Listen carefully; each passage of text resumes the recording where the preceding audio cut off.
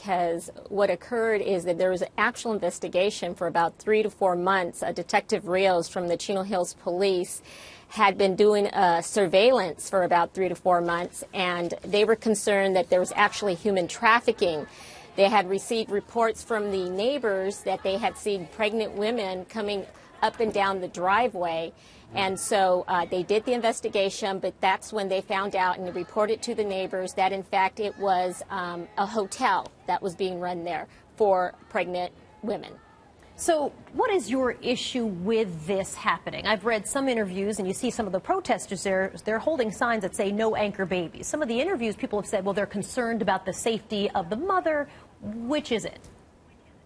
Well, first and foremost, I think there's different levels of concerns. Number one, first is the ethical and moral issue as far as what's going on here. How do you mean? Essentially, what's occurred. Well, they're anchor babies. What's happened is there apparently is a loophole where you can come down here from any country and have a U.S.-born baby, get dual citizenship, and essentially fly back to your country and then get all the benefits that we get as U.S. citizens, like low-interest student loans, free public education. That's the 14th Amendment, right? That says that anybody who's born in this country is a citizen. So correct, correct. So essentially what's going on is they're buying their U.S. citizenship, and these types of businesses are promoting that. They're marketing by putting up a website. If you want to look up at asianmchild.com, in there it clearly indicates that, you know, if you want to come here to have a U.S.-born baby, come here to Chino Hills. Make sure you conceal your pregnancy so you can get your visa. And then at that point, they promote all the benefits that come with that of being a U.S. citizen. So I heard that they were given a cease and desist order, and you guys are still out there protesting. Do you think it's not sort of done?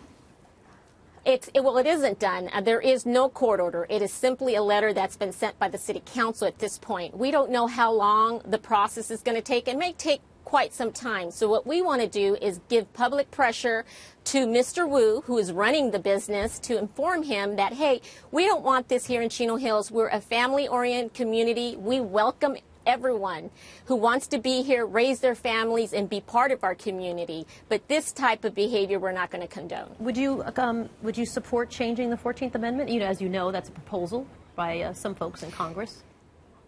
You know what? That's an interesting question. I think the biggest concern is we have individuals who will not be paying taxes, essentially. Like, we pay our taxes to live here.